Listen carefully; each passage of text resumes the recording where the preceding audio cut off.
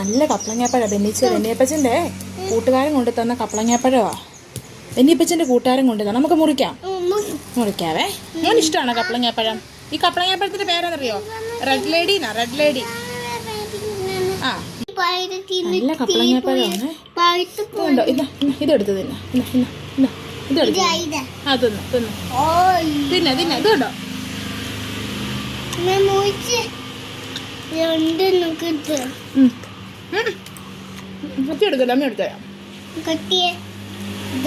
കപ്പളങ്ങാപ്പഴമൊക്കെ നന്നായിട്ട് പഴുത്തിട്ടുണ്ടായിരുന്നു. ഓവറായിട്ട് പഴുത്ത ഭാഗം ഞാൻ കുറേ ചെത്തിയെടുത്ത് കളഞ്ഞു. അതിൽ നിന്ന് കുറച്ച് പാർട്സ് ഞാൻ എടുത്ത് മാറ്റി വെച്ച് നമുക്ക് ഫേസ് പാക്ക് അപ്ലൈ ചെയ്യാമെന്ന് ഓർത്തു. കഴിക്കാൻ പറ്റുന്ന പോർഷനൊക്കെ നമ്മൾ മാറ്റി വെച്ചിട്ടുണ്ട് കഴിക്കാൻ വേണ്ടി.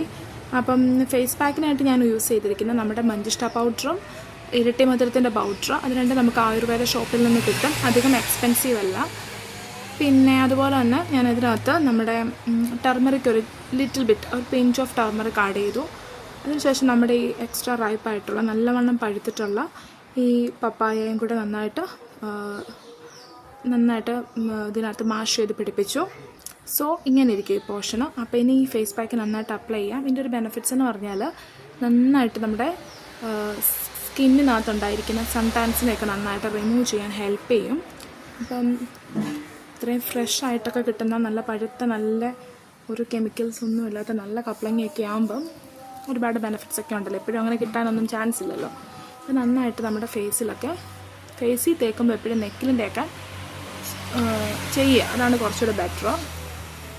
അപ്പം ഞാൻ നന്നായിട്ടൊന്ന് അപ്ലൈ ചെയ്ത് കൊടുക്കുകയാണ് ഫേസിൽ. എന്നിട്ടൊരു 20 മിനിറ്റ്സിന് ശേഷം നന്നായിട്ടത് വാഷ് ചെയ്ത് കളയുകയോ അല്ലെങ്കിൽ വൈപ്പ് ചെയ്ത് കളഞ്ഞാലൊക്കെ മതി. നമുക്ക് ആദ്യം ഒന്ന് തേച്ച് പിടിപ്പിക്കാം. അതിന് ശേഷം നമുക്ക് റിസൾട്ടൊക്കെ നോക്കാം. സോ കൈ ഇരുന്ന് മൊത്തം നന്നായിട്ട് തേച്ച് പിടിപ്പിച്ചു.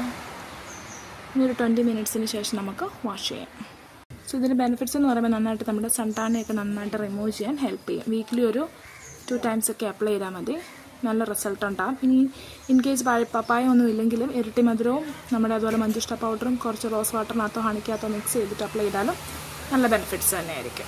സോ ഇപ്പോൾ ഒരു 15 മിനിറ്റ്സ് കഴിഞ്ഞിട്ടുണ്ട്. 15 മിനിറ്റ്സ് കഴിഞ്ഞതിന് ശേഷം നമുക്കൊന്ന് വാഷ് ചെയ്യാം. സോ ഫേസ് നന്നായിട്ട് വാഷ് ചെയ്തതിന് ശേഷമുള്ള ആ ഒരു ഇമ്മീഡിയറ്റ് ആയിട്ടുള്ള റിസൾട്ടാണിത്. ഇൻസ്റ്റൻ്റ് ആയിട്ടുള്ളൊരു ഗ്ലോ ഉണ്ട്. നല്ലതായിട്ട് സ്കിൻ ബ്രൈറ്റൻ ആയിട്ടുണ്ട്.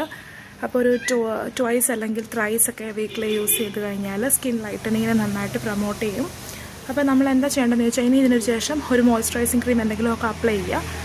അധികം വെളിയിലോട്ടൊക്കെ ഇറങ്ങാതിരിക്കുക. ബിക്കോസ് സൺലൈറ്റിൻ്റെ ടാനൊന്നും അടിക്കാതിരിക്കാൻ വേണ്ടി. അപ്പോൾ അത്രയേ ഉള്ളൂ.